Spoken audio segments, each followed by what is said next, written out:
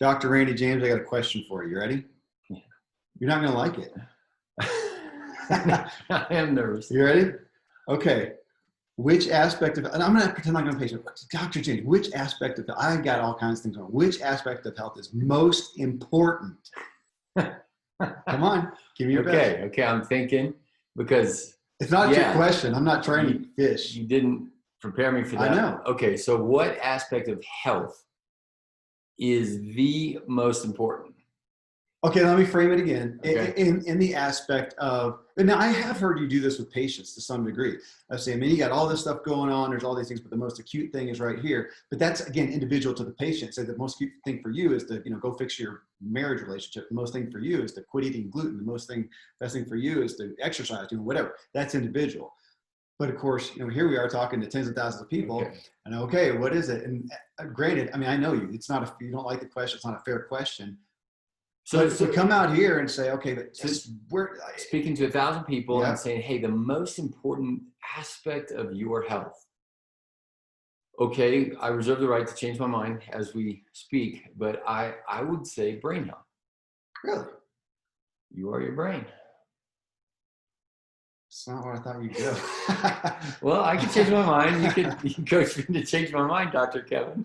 Okay, well, let me ask this. If you look out, let's look at your patients. So over the years, however many thousands of patients or whatever, where is the most detrimental area that you end up addressing?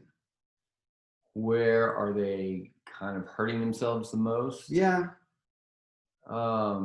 Yeah, even like that. If I took the next 100 patients that go out, what's your primary prescription for them to start addressing their? Okay, then I would say gut. I would say the interface between your nutrition, your immune system, which is in your gut, and microbiome, and then everything kind of flowing out from there. So that would be what I put that. So if we go back to our pillars of input, output, recovery, relationships, you just said that. I would tend to couch that into an input area. Well, I would have guessed you would have said that, but what do you do out the other end of your gut? Well, that's not fair. That's a whole lot of output. It's still physical, but you're still talking to physiological in regards to what I put in my mouth that it doesn't like, or what I'm not putting in that I need. Yeah.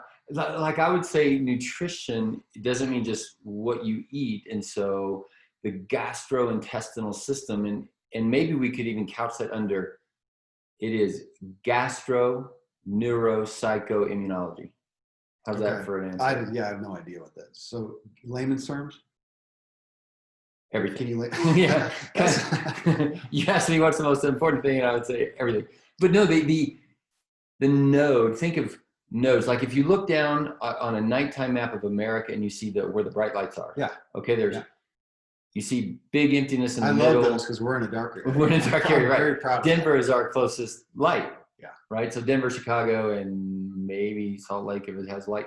So that's right. We would not be considered a really populous node of electricity and telephone lines and all of that. It would be Chicago and LA and all those kind of places. Well, I would say the gastrointestinal system is one of these major intersectional nodes of human health, because there is the gut-brain axis, meaning psycho.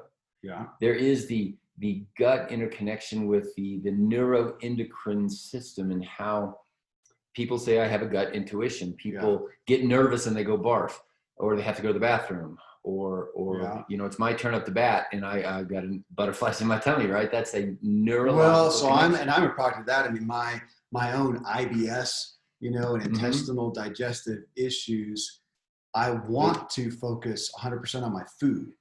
And yet that's not fair, because I realize it's my anxiety, which I use that term, and man, I don't feel like a psycho-neuro-gastro connection. We would say you have a more sensitive node if you're a nervous stomach. And people say I have a nervous stomach, right? Like all of these words come into play, and like, oh yeah, we do say things like that.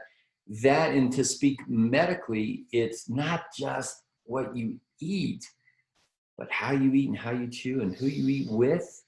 And then it's not just, poop is poop. But between eating and elimination, what is the absorption? What's the assimilation? What's the evacuation? What's the portability of these things across the transportation across cellular lines? I'm thinking of our map of the United States again. You know, the highway. If you look, those big famous 14 interchange things in LA, cloverleaf times 10 kind of thing. Well, there again, you get a wrong thing there in LA, and that might impact you in Denver. Yeah. If you get it wrong in Wichita, Kansas, you know, whatever. And but even as you're thinking about that, you're thinking about it with your brain. So I think that, you know, the patient is going to perceive their world around them through their brain. And that's where they're going to say, I have too much pain, or I don't have enough pain. I have passion, motivation, fulfillment, joy, all of those kind of things. And we sat on the deck talking about a certain issue and how much of it is the reality of the circumstances, how much of it is the expectation of the circumstance. That's right. And we don't know. That's like the placebo effect. Did the ingredients actually help me, or did my expectation the ingredients would help me? Yes. Both. Well, we don't, yeah. Well, but I think you and I want to enhance. That's what habit is. I want to enhance not only my ability to remember to put my socks on in the morning, but I want to enhance my ability to remember to be kind to people and to say things to my wife the way she wants to actually hear them, not the way I want to say them in particular. And both of those, and we are a product of what we have been, and we are most likely going to do what we have done. Yeah. And now we're back into, okay, how do we create those nudges and habits? Well, the same thing is true we talked about the grooves in your mind on our one show about habits, and we talked about the impact of social context and social accountability. And now your gut expects you to eat kind of what you ate yesterday. And the way you ate. I do want to, it's a bit of a rabbit trail, but just because we just had lunch out on the deck. So before we did that, I habitually had lunch at my desk while I'm working. And when I'm working, I'm usually just a little, because I'm creating stuff. It's usually, I said anxiety, but I'm just kind of excited. You know, I'm kind of caffeinated in my work, and I'm digging it. So I'm a little uppity. And so I'm eating that way, which is not optimal, eating. I love the accountability. Gosh, this goes back to, this is show 44. I think it's 43 was our one on social accountability. You're my lunch accountability partner. Without you, I'll end up eating at my desk because I'm not self-disciplined enough to take the time and breathe deeply and calm down by myself. So you help me do that. We go out on the deck. We just did it. We sit down. We're looking at Pikes Peak, and you habitually, you go, and you'll thank you, God. Thank you, God. And we just have that minute, and then we eat slowly. You eat a lot slower than you used to. You have impacted me on it. I try to set my bowl down. I know. I see you. I said, you help me remember to keep doing that. So we sit there, we're accountable to each other for eating, taking that deep breath. Thank you, God, being grateful, eating slow, literally take a bite, put it down. Just like I have to tell my kids sometimes, put the fork down and actually taste the food. And we do that. Well, I don't even do breakfast. So we're not doing breakfast. So, but I do that. We do that with coffee and devotions. It's kind of that meditative thing. And then at night at dinner, I do the same thing. Man, we kind of have a funky system now that we don't put food on the table. We keep it. There's so many of us and whatever. We keep it in the kitchen, kind of a buffet style. So we meet in the kitchen, hold hands, and there's going to be 5, 8 of us, whatever it is. Lord, thank you. I mean, I do a deep breath. Thank you for now, and it's just a quiet and a calm, and then we go sit down. Can I speak into that? Yeah. Okay, just this last week, there was a patient, and she had a flare up of her gastritis, reflux, and et cetera. And she's like, she wanted off the medicines. I don't want to be on Tums and Zantac and Prilosec and those kind of things. And I would argue those are good medicines to get off of if you can. I'm like, okay, I'm going to give you, we're going to constrain it down in, but this is back to the gut and the gut brain connection. But we're going to put rules on you that you quote unquote must obey for the next, 2-3 months. You've got to retrain your system here. But one of the requirements is that you must, and everybody in your family must, and you got to put yourself on the clock, and it's 3 minutes. So a prayer time or a gratitude, 3 minutes is a long time. If you've just sat down and now you're, okay, even that is a few seconds, but 3 minutes of gratitude, of gratefulness, of meditation, of mindfulness, and the reason that I think it's important, and I think we should all do that is brain gut connection. Reflux, pain, gastritis is gut brain connection. That's a signal of we're not right. Let me give you a little pain. We're going the wrong direction. And everybody thinks, oh, I have heartburn. I need to go take some medicine. And we're like, for everybody listening out there, please go to the website and figure out a way to not do that. That is your body. It's like back to the thing. If I was with Kevin again and I got a Band-Aid in my arm because he stabbed me again. It happens every time. Darn it. How am I going to quit doing this Band-Aid? I got to buy more and better Band-Aids. That's right. $1 million Band-Aids. So, but it's a perfect topic because it is kind of an example of bringing things together in that brain gut nodal way of something that everybody listening does 2 or 3 or, if you're an average American, more than 6 times a day, and that's eat. But you're eating at your desk, you're eating at your car, you're grabbing a bite as you walk through the kitchen, you're eating mindlessly. So to change that back, we say, look, you've got to have mindfulness. Slow food where you promise me I'm going to hold you accountable 3 minutes every meal. Which now, and I'm thinking again, we just got to hire Ben Hardy because I talk about, the willpower doesn't work, setting that up because I'm thinking back to that. What? He should be paying us. You mentioned him so many times. That is absolutely true. Yeah, you should call him. I'll send this video to him. I actually sent him a video yesterday of Nakota reading out of his book. I'll show that later. Good. So because what I just talked about, you're my accountability partner. I now have a routine set up. It does that, what you just talked about, it does that for me. So I don't have to think about, I should take 3 minutes, I should whatever. Set your watch. By the proxy of going, hey man, you ready for lunch? Yeah, do you need a fork? Sure. And grab our food. And then, shuffle and we finally sit down there. I came out today and you were already sitting there for a minute waiting for me. I sit down, take a deep breath. It's probably been that same thing that I just thinking about this now at home. We set up a routine. I didn't intentionally do it. It's just because we decided it's easier to keep the food in the kitchen. We go in there, we pray. It takes way too long for everybody to get their food. And I don't want to just go sit by myself. So I'm just hanging around and, hey guys, we just put food on your plate and go down. But then I've also told, especially the youngest kids, look, if you get your food, whenever you don't sit down and start eating by yourself, wait till at least a few people are there. So they've just gotten into the rhythm of it's slow and it just is. And thank goodness for that system because it's not my self-discipline. It's not my will. I'm not sitting there wanting to eat whatever. It just happens by that system. So just to that, what systems can we set up that do the good habit for us without us having to assert our willpower and rely on that finite cup of willpower, that's right, of discipline. Recognizing the blue zone idea as well, that the social accountability, the seasonal accountability, just don't eat foods out of season. Well, it's interesting. If you look at you and me, I think, because we sit here and talk about all these healthy things we do that people think, oh my gosh, I've had this told to me, I wish I had your self-discipline. I wish I had your willpower. And as I talk about this, I'm thinking, I don't think I assert that much throughout the day now.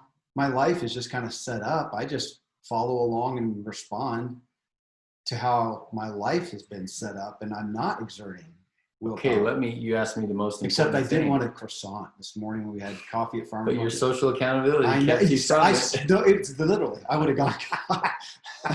Yeah, that's good. Back to that brain. I forgot what I was going. You've been talking about Kevin Hardy and willpower and energy, which even though people say energy, what they mean is mood and hormone. I'm going to argue for the most part. They don't mean kilojoules per muscle square inch of how much power can I exert on the floor, right? That's you and I standing up right here is exerting energy, but we're not going, oh my gosh, this is so tired. We don't think about it that way. When people say, I'm so tired, I'm so fatigued, I don't have enough energy to do something, they don't mean ATP. They don't mean the biochemical fire. What they mean is mind, attitude, and I think hormones are probably a big part of that. But what you just said, so we in our 10 years of friendship have done a lot of work in chipping and crafting and chipping and crafting and all of that. Yeah. To where right now you say that we at 50 whatever, no longer, I don't exert a lot of energy on saying, oh, I shouldn't go to McDonald's. Dadgummit, I want to go to McDonald's. I just wanted, it's right 100 yards away. Yeah. Zero thought, right? Now think of what does that translate into for you and me over the next 40 years as we become 60, 70, 80? Well, in what you just said, my thought was, I am not exerting that energy to be disciplined, grit my teeth, have determination, perseverance, willpower, all that kind of stuff, because I'm not having to. And how much more do I have than left over in reserve? Put somewhere else. To write the book, to make the call, to have the hard talk with, I mean, that's some negative stuff, but to assert it towards something else that I have reserves. I have reserves. Right. I'm keeping my reserves of it. And that's where people are admitting to us they don't have the energy to have the hard conversation, to write the book, which I go on the mountain bike ride. And we've all been there, and we get there from time to time. Sure. I mean, that's how we know that feeling. And I think everybody, like we were talking on the deck, there's a spectrum. So even if you're a high performer, high whatever, if you go down a little bit, you would still say, my energy or my mood or my intention or my passion or whatever, even though you might still be more productive than the next guy. Who cares? It's all about you. And this is where now I would say to people, it isn't about what your insurance company pays for. It's about what you want to invest in. That, and you should be thinking about investment in your brain gut connection. Okay, so we're back to that. Because I was you went way deeper than I was going to go. Which, I mean, you are the doctor, so you're supposed to. I'm just the layman. But I was thinking, is it sleep? Are you going to go to sleep? Is it, it's nutrition. Yeah, it's food. Is it exercise? Is it stress? I mean, those are just the easy for whatever to say, and you didn't go to either of those. I think, so the famous picture of the iceberg, yeah, and the big part under, and then you see the tip of the iceberg. I think what I would say is what you just mentioned, kind of our what we call the 5 pillars in those: nutrition, exercise, my body, or input, output, recovery, are the 10 or 15 feet of the big iceberg right under the water. And for people to understand what's the iceberg, what you see is my libido is poor, my reflux, my headache, my tummy ache, my IBS, and on and on and on. The manifestations. The manifestations, the symptoms.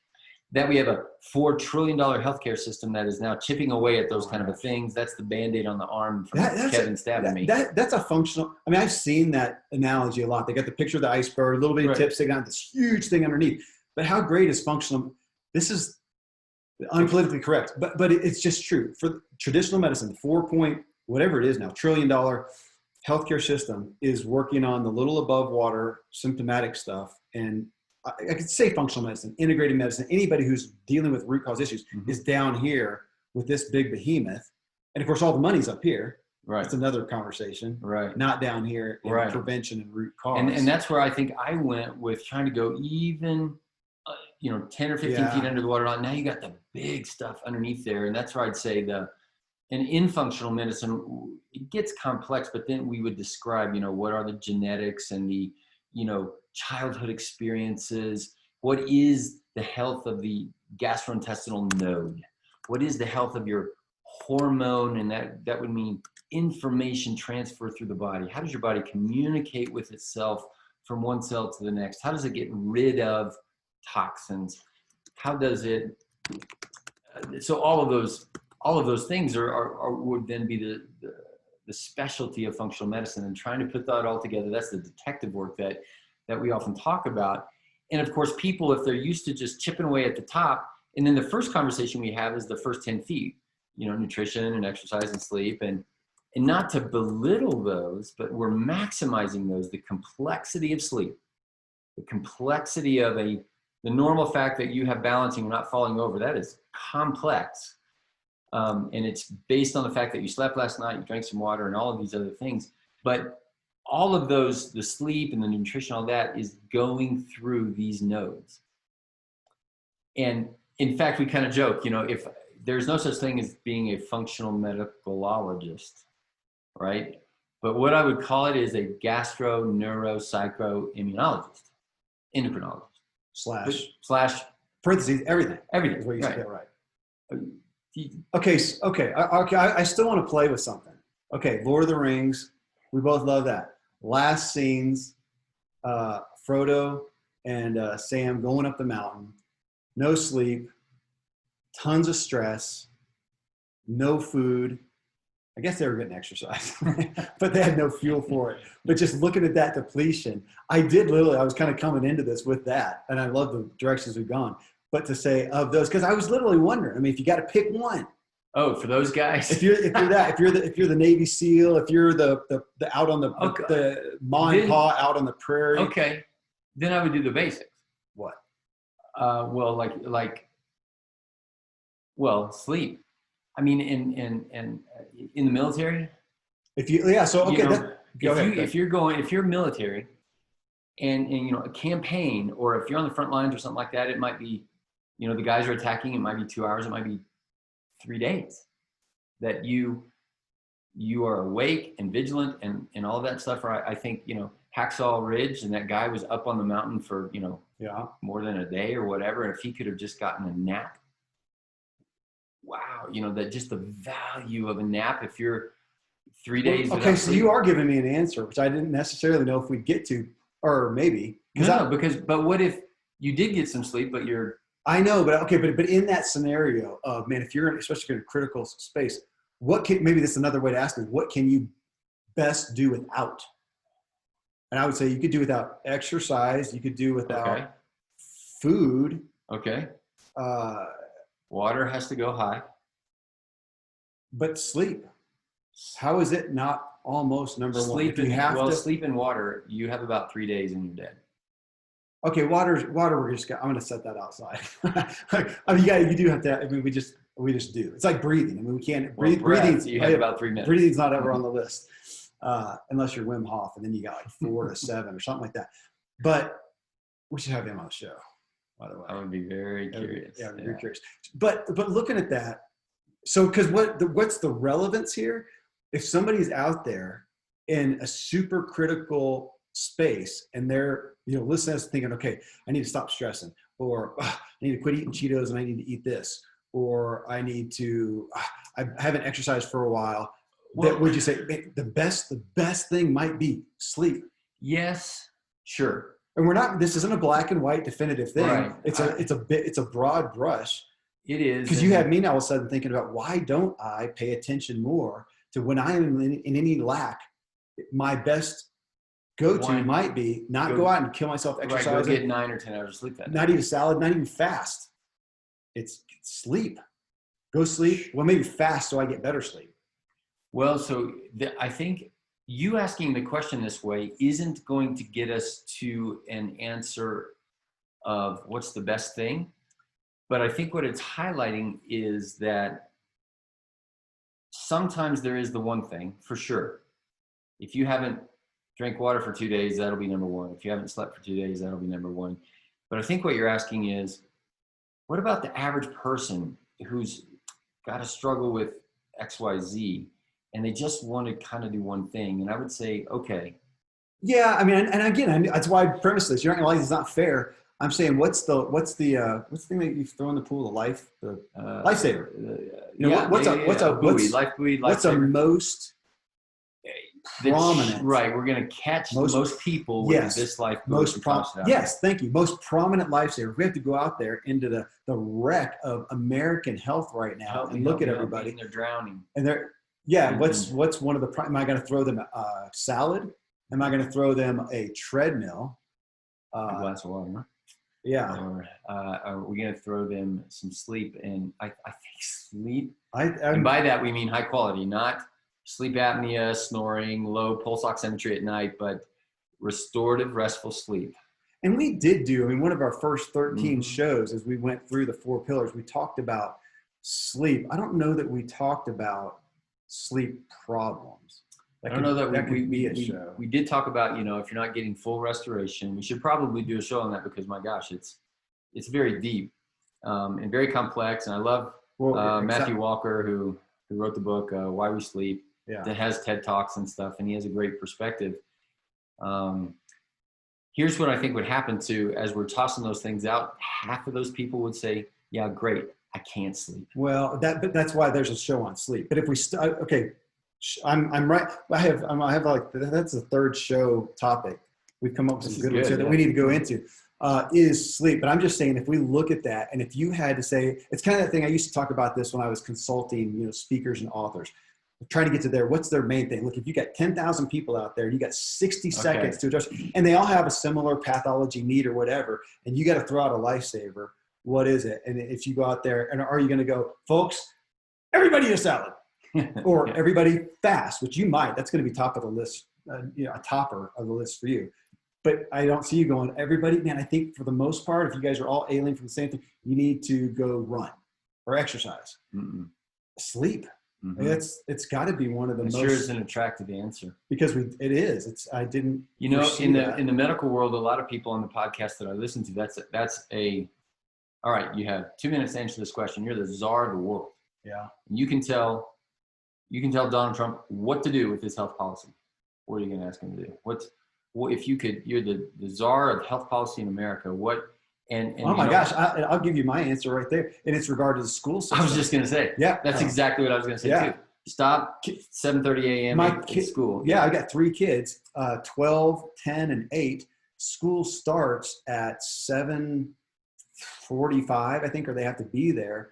And so and they don't get out till, you know, X time. And then if there's homework, or for us, we don't mess with that as much as we do extracurricular stuff. I want them to be investing in dance and things like that. And then family time's a premium as well. But then it's like, oh my gosh, you got to go to bed, because if you're going to get, I mean, those kids need a truckload. My 8-year-old gets 12 hours of sleep. Right. Yeah. She has for 4 years. Yeah. 12 hours of sleep. And that's just. And see, it's even harder on the teenagers, because they probably need, 10, 9. I'm always looking at the yawning barometer. Like my 12-year-old, I don't know honest to God, Randy and everybody listening, I don't know what her yawn looks like.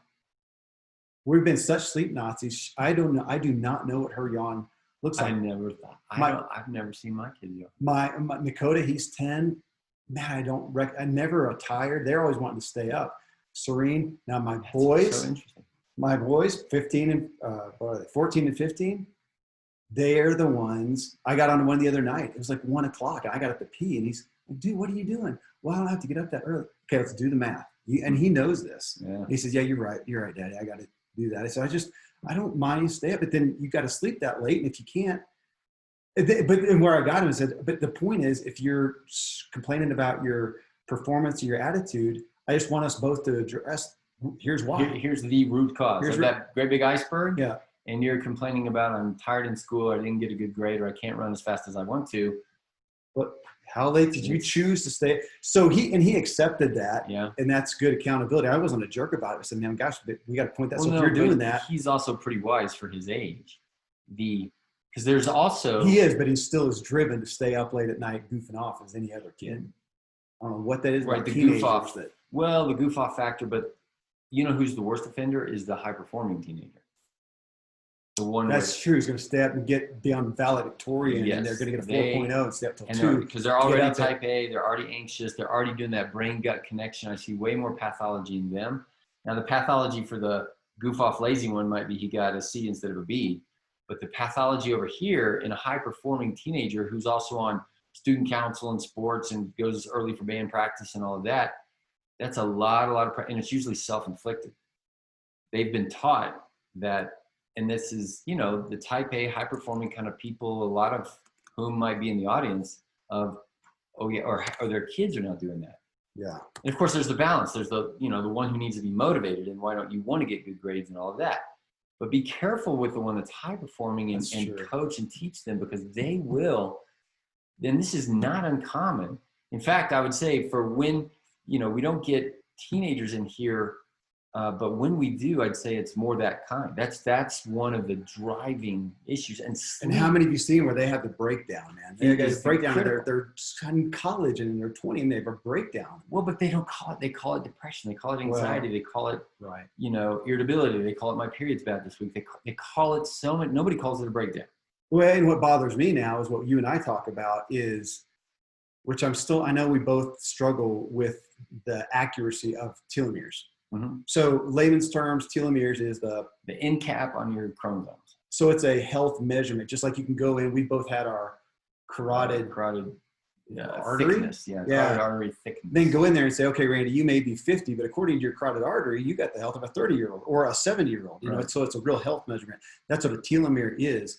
And one of the worst, according to them, issues or harmful issues is your ACE score, adverse childhood effects. Events.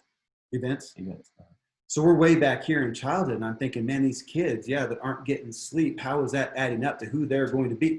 Now we're into our show that we just did with Bredesen on early onset dementia and Alzheimer's and whatever. That's what we're dealing with our kids right now. This isn't a kid's sleep show, but that's what we're doing. No, but think about it over here as you're the big part of your iceberg underneath the waterline. And for anybody who has had in their history, in their childhood, write that down too. We could do a show on that. ACE, I did. I already got it. Okay, and that goes from what we just said. You're the overworked, overstressed, whatever kind of kid. Maybe your parents don't even pressure you, but you create your own anxiety about high performance. Or, and the worst is, sexual abuse, over time, like that. I do want to do a show on that ACE scores, but can you overcome them? Sure. Okay. We'll come back. Yeah, we'll come back to that. And back to our big iceberg underneath the waterline. This is really digging into the roots, and it impacts the way your telomeres are functioning. So genetically, when we talk about epigenetics and everything you eat and think and breathe and all the stuff that we've been talking about that leads to a placebo effect and habit and all of that is the story or the context or the soup of your life that you're swimming in. And certainly the early childhood events. And here's the unique thing about humans. Let's just say that one individual person out there got a B in as a junior and they feel like it ruined their chances for Harvard. To them, that is PTSD. Right? You or I would not, it's like, hey, it's not a C in high school, right? And so it's perception. I just did a show with Sean Askinosie of our chocolate that we love, Askinosie chocolate. And his life was, anybody having a parent die would be bad. His life was destroyed, in essence, at age 14 when his dad died, because his dad was everything to him. And it wasn't until way later in life and realizing he's never gotten past it. He felt like God abandoned him, so he abandoned God. I mean, his whole thing from that.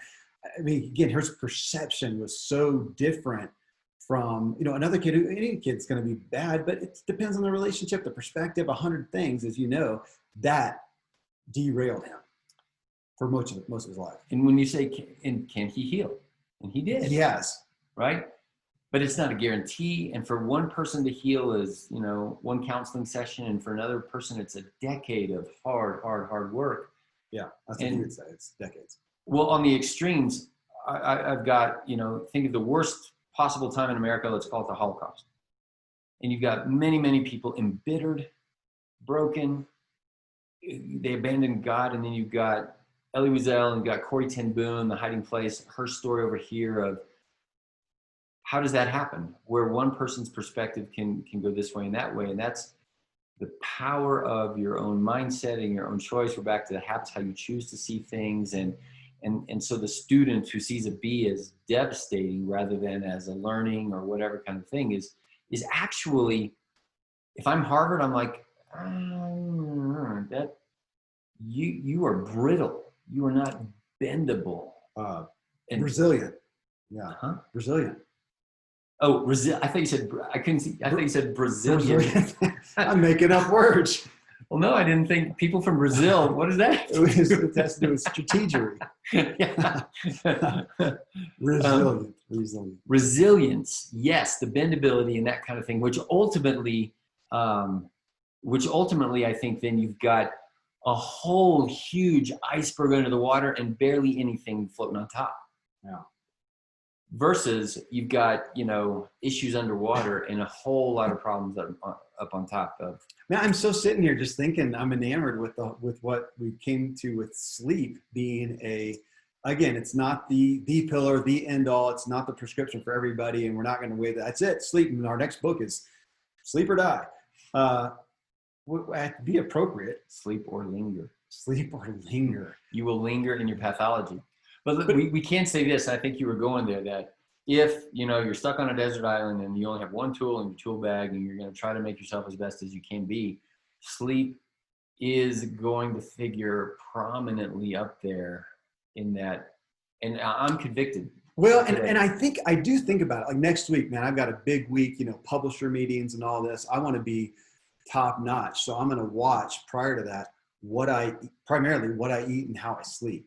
Obviously, stress as well, but I'm often thinking about what wrecks my sleep most. I think is my food, stress or whatever is second. Be a good time to just skip dinner, sleep well, eat well during the day, or if I'm going to skip dinner, sleep well, be filled up, be filled up from a sleep standpoint for my brain. For your brain. Yeah. Yeah. That probably do me better than going out and exercising like I normally do. Well, but let's put a little bit of pressure on you, because we could argue that you would have been even better on that day if you had a year behind you. Well, yes. Of averaging 8 hours of sleep. I do. There you go. I do, actually. You're in the minority. Well, but it's only been the last year. I was going to say, you've also changed. I have changed. And me too. Altered my life. So I think for both of us, and for me and my, did we do a show on telomeres?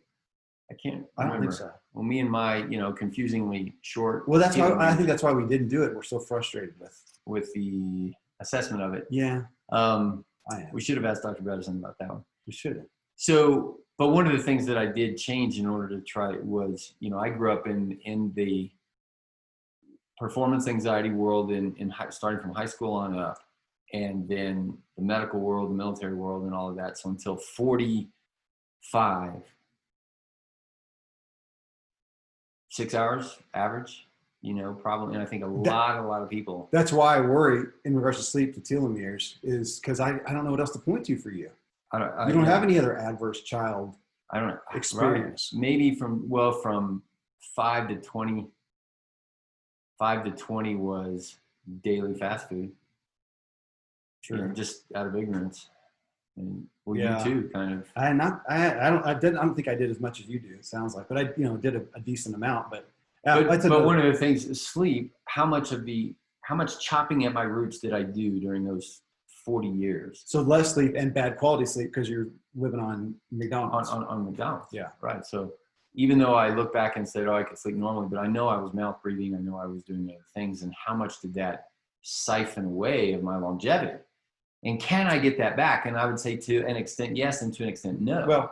Well, you can always be well, or do what you can to maintain where you're at and not decline. To maintain, not decline, and to be becoming as well as possible.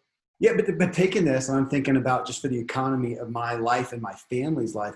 I mean, we put a high priority on sleep, and I think are pretty prone to, when my wife and I are off or whatever, to go, gosh, go to sleep. It hasn't been as not concrete, but as tangible as what I feel like I'm going to have from this show on, of going, guys, wherever we're suffering, it may be our best bet. Now we got to audit it and see what's happening. It's not going to hurt. We could say that. There are times when I think my exercise hurts me. I do it when I'm not recovered, and I may be doing it to deal with stress or my own demons or performance or whatever. And it's really not best for me. There's probably times when I eat. There's definitely times when I eat and it's not best for me. But you could have times, and you can get to the point of, if you fast long enough, you're going to disappear. You could do that to excess. If you're sleeping quality now, because again, I was going to say right there, you have so many patients come and go, I'm sleeping 14 hours a day and I'm exhausted, but they're not sleeping. They're not sleeping right. Well. Yeah. That's what I was going to. So a patient this week that also had this. If I sleep 6 to 7, it seems okay. But if I sleep longer than that, then it turns into one of those days that I sleep 14 and I stay in bed all day long and I'm depressed and that kind of thing. So that's pathology. That's pathology. That's right. That's brokenness. It's not, God blessed you with 14 hours of sleep and now you're recovered. That's wrong, bad sleep. And 14 hours of sleep is after you haven't slept for 3 days because you were, Right. And even then, and Dr. Walker does say, sleep lost is sleep lost. You don't regain. Yeah. And that's also convicting. It's like, there's no catching up on the weekends. There's no, so that goes back into the habits that, and you and I have both really strongly convicted ourselves and our families to, turn the screens off, We begin bedtime. Yeah, let's just do one on sleep. There's more and more, it's like we talk about things like that book wouldn't sell. No, I don't want to sleep. It's not fun to me. It's like meditation. I don't want to sleep. I don't want to meditate. I'd rather go do stuff. I have to work. The hard work of relaxation, which you talk about. Mm-hmm. So it's not popular, but what's popular is, okay, if you want to do X, what's the performance over here that you want? What's the peace you want? What's the fulfillment that you want? And if that's dependent on here, then hopefully we can get motivated to sleep, do the things that help us sleep better. Okay, it's good. Should we follow up with, maybe we should follow up with that. Sleep's next? Sleep can be next. Yeah. Okay, there we go. Sounds good.